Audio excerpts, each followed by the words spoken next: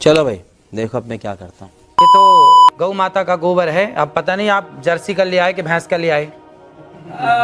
अच्छा, अब ये भेद भी हो जाएगा। बिल्कुल भेद है। अच्छा, हमको सिखा रिया है। तो आप तो इसके जानकार हैं, विशेषज्ञ हैं, आप तो देखकर बता देंगे कि किसका है। नहीं, ये सब देख के बताने की चीजें नहीं है। देसी गाय का गोबर ही शुद्ध है। लेकिन ऐसे देखकर पता नहीं चलता। नहीं, ये पता चलता है, उसके भी गुण होंगे, पर वो यहाँ पे अब कहाँ लिबर्टी ले आए हम आपके बीच में। तो ये क्या ये इसको, जैसे अगर कोई शुद्ध आपके जितना जानने वाला नहीं है, उसको शुद्ध के बारे में पता नहीं है, शुद्ध देसी आपने गाय। कहा गोबर का इस्तेमाल करो। हाँ, वो इसका इस्तेमाल क्या सौंदर्य प्रसाधन में कर सकता है? शुद्ध देसी गाय, भैंस का नहीं और जर्सी का नहीं। जर्सी का तो बिल्कुल नहीं, भैंस का तो बिल्कुल नहीं, केवल शुद्ध देसी गाय वेद लक्षणा। उस गाय के गोबर में गुण है, उस गाय के गौमूत्र में, अर्क में गुण है, सबके मूत्र में गुण नहीं है। गजब बेइज्जती है। नहीं तो अगर इस तरीके से गोबर आपको कहीं मिले तो उसको सौंदर्य प्रसाधन के तौर पर इस्तेमाल नहीं करना चाहिए। ये गोबर खेतों में डाल के खाद बनाने के काम का है, लेकिन जो देसी गाय का गोबर है वह आपके लिए अमृत का। आपने क्या कहा था गोबर के संदर्भ में? क्या आपने इस तरीके के तरीके के भेद बताते हुए कहा था? जरा वो देखते हैं, वो सुनते हैं। एक बार दिखाइए जरा, फिर उसके बाद चर्चा में वापस आते हैं। आपने कभी गाय के गोबर से अपने मुंह को धुला? नहीं। केमिकल युक्त फेस वॉश आप यूज करते हैं, लेकिन शुद्ध गाय का गोबर, इस गोबर से नहाने से चमड़ी का कोई भी रोग हो, मैं गारंटी लेता हूं, चमड़ी संबंधी कोई भी रोग हो, आप गऊ के शुद्ध देसी गाय के गोबर से स्नान करेंगे तो आपका चमड़ी का रोग समाप्त हो जाएगा। इतनी ताकत गोबर में है। देखिए मैंने कहा, और सिर्फ इतनी बात नहीं है, बांझपन का भी इलाज है ये। क्या बोला तूने? तो ये गाय के संदर्भ में आपने कहा, ये बात स्पष्ट है। अब जरा प्रियंका गुप्ता जी ये बताएंगे आपकी कितने बार आपने गोबर से फेशियल किया है, गाय के गोबर से लोगों का? हाँ सर, मैंने तो आज तक जो मेरी इंडस्ट्री है इसमें मुझे कहीं पे भी पढ़ाया और सिखाया नहीं गया कि गोबर से आप फेशियल कर सकते हो या गोबर से अपनी स्किन को चमका सकते हो। और जैसे कि बाबा जी बता रहे हैं, और अगर ऐसा है तो इसके ऊपर रिसर्च जरूर करना चाहिए। ये अश्विनी जी, आपका कोई इसमें आप एनलाइटन करेंगे क्या? इस तरीके की कोई बात आपके संज्ञान में कभी आई? हाँ नहीं, as a this thing psychologist मैं बोलूंगा, अगर इन्होंने कहा है तो इनके पास कोई प्रूफ होगा। हाँ, और वो प्रूफ आप सामने लाइए, क्योंकि क्या होता है कि बहुत से लोग जो भी बात करते हैं प्रूफ नहीं। तो अगर आपके पास प्रूफ है, लाइए, लोगों को प्रूफ करके दिखाइए। हमारे शास्त्रों में इसका खूब प्रूफ है। नहीं जी, एक मिनट, मैं शास्त्रों की बात यहाँ नहीं कर रहा, मैं आज के संदर्भ में बात कर रहा हूँ। क्या आपने ऐसा कोशिश करी और आपको रिजल्ट मिला?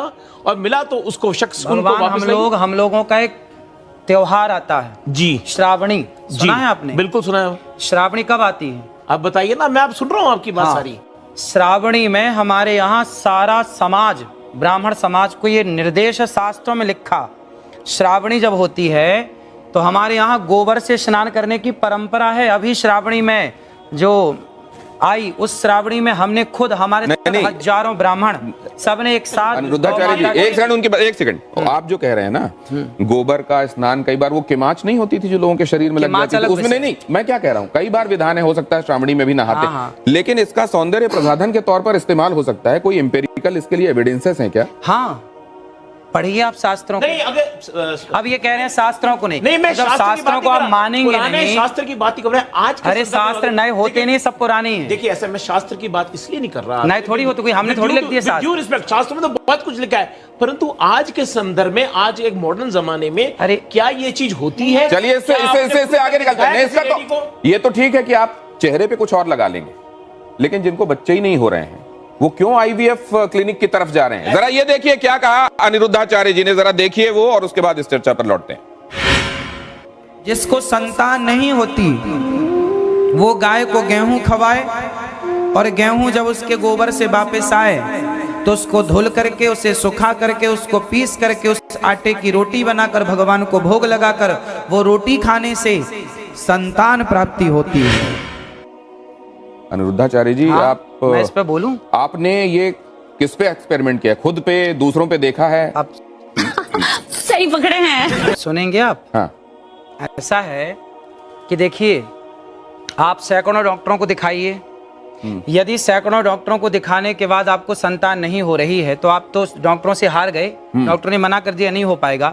जब सबसे आप हार गए तो एक एक्सपेरिमेंट कर लेने में क्या बुराई है? बात तो सही है। आपने रघुवंशम महाकाव्य पढ़ा होगा, महर्षि कालिदास जी ने उसको लिखा है। भगवान राम के जो पूर्वज थे उनका नाम था दिलीप, उनके भी कोई संतान नहीं हो रही थी। तब राजा दिलीप ने गौ माता की सेवा की और गौ माता की सेवा से दिलीप के संतान हुई जिनका नाम रघु पड़ा, रघुवंश उनके नाम से आगे चला।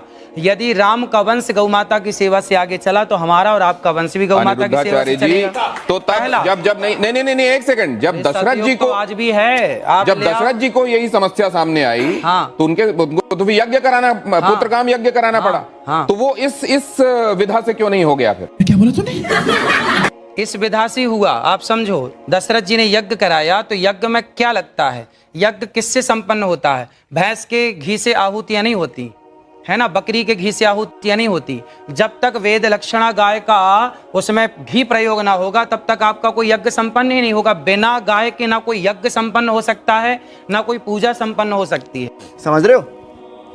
समझ रहे हो आप? समझ रहे हो? नहीं, लेकिन एक चीज साइंस ये कहता है कि अगर आपने एक खास तरह की परिस्थितियों में खास एक्सपेरिमेंट किया है तो आपको खास रिजल्ट मिलेगा। आप उसको दोहरा सकते हैं। मैंने तो इस रोटी को खाई है, जो मैंने बोला है, मैंने तो इस रोटी को खाया है। मैं नहीं मानता। और हमारे बहुत सारे संत समाज जो जंगलों में रहते हैं आज भी वो लोग ये रोटी खाते हैं। और बहुत बच्चा होता है, आप प्रयोग कर लीजिए। नहीं, आपके पास कोई प्रयोग है? नहीं, आपके पास कोई प्रयोग है? देखिए, बोलने में हमारे साथ प्रयोग है इसलिए बोल रहे हैं, प्रयोग ना होता तो बोलते नहीं। देखिए, ऐसा कोई भी चीज हम करते हैं उसके साथ प्रूफ लाते हैं कि भाई ये हमारा रिजल्ट है, ये हमारा एग्जाम्पल है। सिर्फ इतना नहीं, गौमूत्र और गाय के गोबर के संदर्भ में कैंसर के इलाज वाला दावा भी किया जाता रहा है। क्या अनिरुद्धाचार्य जी मैं ठीक कह रहा हूँ? हाँ, डॉक्टर बैठे हैं। मतलब किसी भी स्टेज का कैंसर तक ठीक हो जाता है। गौ माता के मूत्र में, गौ अर्क में इतनी शक्ति है। यदि शक्ति ना होती तो मेडिकल स्टोरों में गौमूत्र क्यों बिक रहा? कुत्ते का मूत्र बिकता? भाई गौमूत्र बिक रहा है तब तो कोई शक्ति है, दम है, तब ना बिक रहा है, वरना कुत्ते का क्यों नहीं बिक रहा है? नहीं, कहीं नहीं, बिकने वाली हर चीज को आप ये मानते हैं कि वो अपने आप में उसके लिए किसी साक्ष्य या प्रमाण की जरूरत नहीं? तो किसी का नहीं बिक रहा गौ माता। नहीं, मैं पूछ रहा हूँ, बिकने वाली हर चीज के संदर्भ में हमको ये मानना चाहिए कि सब्सटेंटिव होती होगी इसीलिए बिक रही है? ना, नहीं, ऐसा नहीं। डॉक्टर अंशुमान, ये कैंसर में आपने एमबीबीएस किया होगा, आपने स्पेशलाइजेशन किया होगा, उसके बाद आप इतने सालों से कैंसर के पेशेंट्स को ठीक कर रहे हैं, कहीं पर आपने गोमूत्र वाला एक्सपेरिमेंट या गोबर वाला एक्सपेरिमेंट किया है? शुरुआत यहां से करें कि हमारा संविधान आर्टिकल 51A सेक्शन H कहता है citizen of India should have scientific temper. वैज्ञानिक सोच रखना चाहिए। गैर वैज्ञानिक सोच रखना और उसको प्रत्यक्ष प्रमाण बोलना असंवैधानिक बात है और कानून के खिलाफ है, पहली बात। दूसरी बात, जो कैंसर ठीक होने की बात है, चाहे गोबर गाय का हो, भैंस का हो या किसी का हो, गोबर गोबर होगा। लेबोरेटरी की बात इन्होंने कही है, कैंसर ठीक होने की बात कही है। मैं अभी लाइव या रिकॉर्डेड इसमें चैलेंज करता हूं, मरीज इनका मॉनिटर मैं करूंगा, कैंसर है, जांच कराऊंगा, ठीक करें। जिस दिन मरीज ठीक हो जाएगा जांच करके मैं चेक करूंगा, मैं आज से डॉक्टरी छोड़ के इनका चेला बन। बात तो सही है। एक बात मैं दूसरी आपसे जानना, डॉक्टर साहब, ये बात बिल्कुल सही है। अगर आप जाएंगे, संविधान खोलेंगे, देखेंगे, प्रीएम्बल के बाद आपको जो ड्यूटीज और आपके जो राइट्स हैं जहां पढ़ाए जाते हैं, वहीं पर आपकी ड्यूटीज में यह है कि आप हिंदुस्तान में साइंटिफिक टेम्परामेंट को, हम सबकी जिम्मेदारी है कि आप साइंटिफिक टेम्परामेंट को बढ़ावा देंगे, वैज्ञानिक सोच को बढ़ावा देंगे। ये बात बिल्कुल सच है। लेकिन डॉक्टर साहब, क्या आप ये बात मानते हैं कि विज्ञान का भी अभी बहुत सारी उन जगहों पर पहुंचना बाकी है जहां शायद हमारे शास्त्र पहले पहुंच चुके हैं? ये बात आप मानते हैं कि नहीं? बिल्कुल। आप एलोपैथिक दवाइयां खाते हैं कि नहीं खाते हैं? हमें जरूरत ही नहीं दवाइयों की। नहीं, आपके आसपास वाले किसी को कभी बीमार हुआ तो आप क्या कहते हैं कि किसको दिखाओ जाकर? हम तो यही कहते हैं, डॉक्टर को दिखा लो। और डॉक्टर इसको मानते नहीं है जो आप कह रहे हैं। ऐसा है, देखिए, आज के 100 साल पहले तो कोई डॉक्टर नहीं था।